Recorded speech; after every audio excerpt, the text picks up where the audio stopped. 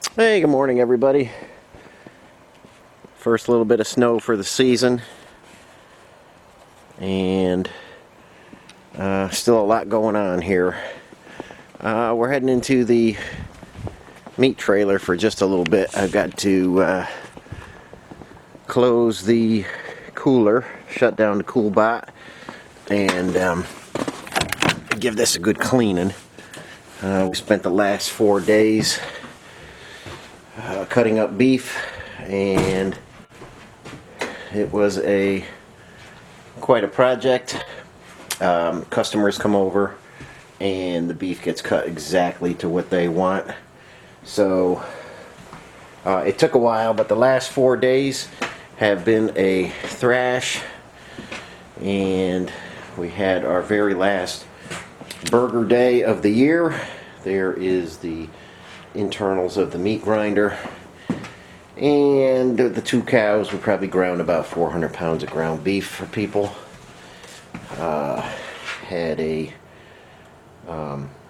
apple pie and burger day, and that's going to close out the year as far as burger days. So everything worked perfectly. Bandsaw grinder, this whole trailer worked out nice. I've got to get in here and close the cool bot down next. Okay guys, a little dark in here. Can't get you zoomed in on there, but right around 33 degrees, and time to shut everything down here. This cooler and track system worked perfectly. We had just over 2,000 pounds of beef hanging from the rack system, and it worked very nice. No sags, no breaks, no nothing. Everything worked out very good. I've got one last tray of meat in there, and I'm going to turn that into some beef bacon, and I could probably show that if anybody wants to see it. But that's my last tray of beef in here. We're going to close this down, and as you can see, as clean as you think you get the beef, still bleeds a little bit, so I've got to wash the floor. Let's turn down the air conditioner, and let's pull the plug on the cool bot. Okay, so this is ready for another day. Let's pull the plug on the AC unit. Alright, so just a little bit of cleaning in here. I gotta mop the floor, and that'll be that. Just so you guys know, burger days have been getting crazy. We've had guys from Canada, we've had guys from North and South Carolina, guys coming in from all over the place. So, got to throttle down on the burger days a little bit. So, we're working that as an invitation only. If you have an invitation for one of 2023's burger days, you're in. If you don't have an invitation, we'll maybe get you on the next one sometime. But invitation only on burger days. It's been getting way out of hand. I didn't realize guys were going to come in from all over the country, but it's been a little bit crazy. So this last one was quite large, and we're going to try and throttle it down just a little bit for 2023. Freezers are full of chicken and beef. Had to get another freezer. And this one is just packed with stuff as well. So I've got a few more deliveries to make, and otherwise we are sitting on a year's worth of beef. So a little bit of cleaning in here, we'll be all set with the meat trailer. Let's go in the barn, and I'll talk about the end of the year, the lube shipping schedule, and my schedule, and we'll see what we're going to get done by the end of the year. Okay guys, we're back in the shop. Nice and warm in here compared to that trailer. Okay, Gary's engine again. The carburetor I sent out to a carb rebuilder. I still got the Solex on there right now. Carb, I put a real rush job on it. It should be here with us tomorrow. He has the original 637 M38 carburetor. I'm going to talk more about it when I get it on here, Gary, and show you how to hook some things up.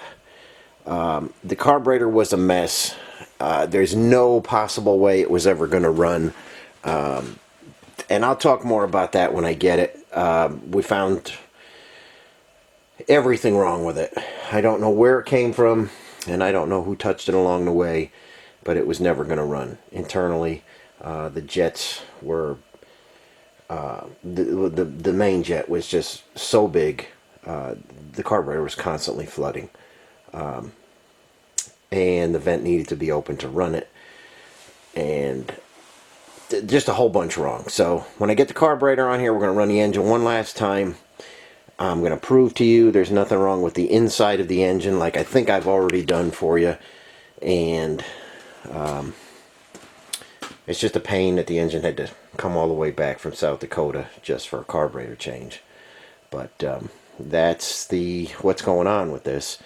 So I will run it again and try and get this shipped out to you hopefully soon. So it's still in the stand. Like I say, carburetor should be here tomorrow afternoon, and we'll run it for you. So today is Monday, the 12th of December, I believe. So Gary's engine is going to go out as soon as we can get it out. I am working in the shop and shipping out lube and doing projects and stuff until the 16th of December. Got some lube going out. There's a box, another box. I got a bunch of boxes of lube going out. So let's go take a look at the calendar. I am going to be in the shop until the 16th, right near that magnet. You see it. I have some other obligations I have to tend to. I will be around on and off for the next 2 weeks after that. You know, from the 17th to the 31st, it'll be hit and miss. I won't be shipping lube then. I won't be in the shop a whole lot then. I'll be back first week of January. I just want to let you guys know that if anybody needs any kind of lube or anything, 12th, 13th, 14th, 15th, and 16th is my last shipping day. And we'll get some things going on. I've got to get back to these axles. That beef really took longer than I thought. I got to get back to the axles.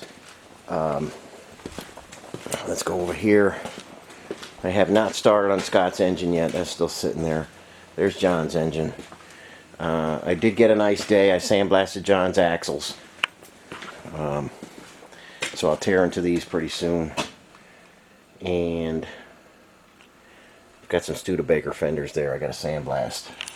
So we'll get those when we get another nice day. Some Austin Healey parts there. A little bit of everything.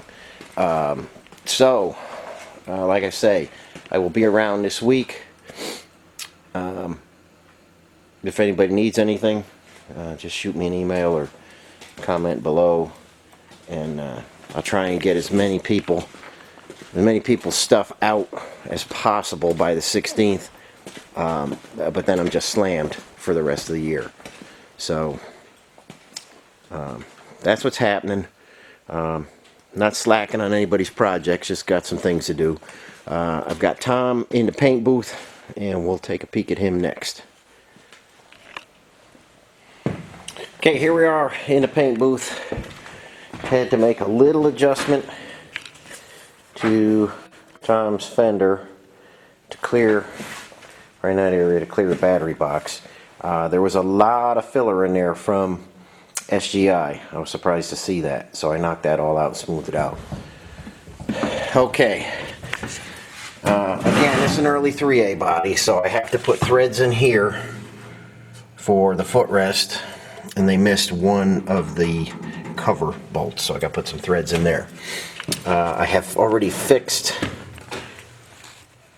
if you look way down in there, I've already fixed the emergency brake set up there. So just a couple last minute things to do.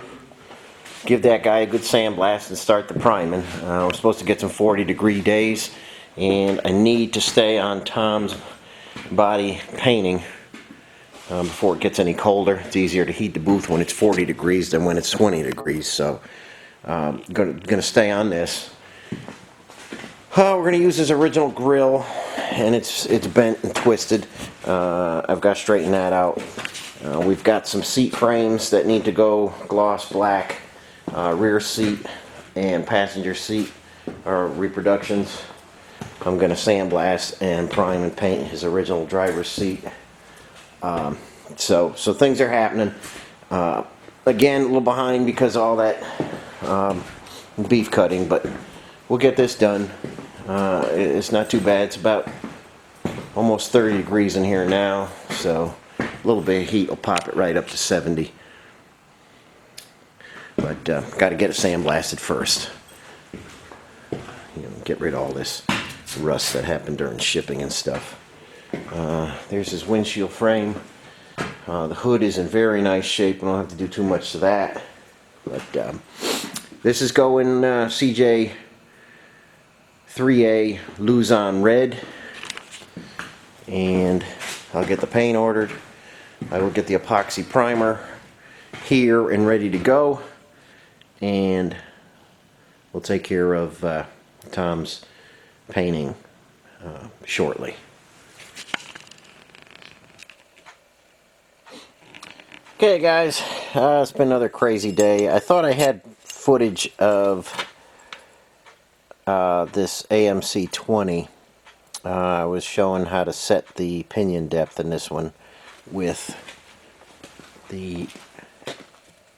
this tool again. You saw me do that on the Dana 30. I had it all set up to do it on the 20, but I guess the battery died on the camera and I didn't realize it. But I'm going to start on the 20 again, maybe tomorrow. But here's what I wound up with. On the AMC 20, you're going to get, these always came with the actual shim size. It wasn't a pack from the factory. You can still get these. I've got a whole, I don't know if you can see up there, I've got a whole bunch of shims for a lot of different front and rear ends hanging on the ceiling there. Anyway, we wound up with a 98,000 shim, and like I say, I'm gonna try and show this tomorrow. I'm gonna charge the battery a little better. So there's a 98,000 shim, and here's a cup that's machined down. You know, when you bang these out, sometimes it'll break that shim there. So that just kind of slides in there and will spin around, but it won't shuck around in there. So we could change that if we need to, but I'm sure we won't need to. I did the setup, and I'll show you all the math tomorrow, or when we get back on the 20. A lot of guys wanted to see the 20. I want to get that out there for you. It just didn't happen today, but we'll get back on that. And but like I say, we're 98,000s. I'll show you how I got there, and we'll continue on with that one. It's just getting kind of late today, so we're not going to get into that today. And like I said earlier in the video, I just want everybody to know, if you need anything, do it before the 16th of the month, and I can get lube shipped out to you, or anything else you might need. And just keep that date in mind. And as always, thanks for watching, everybody, and I will catch you on the next video.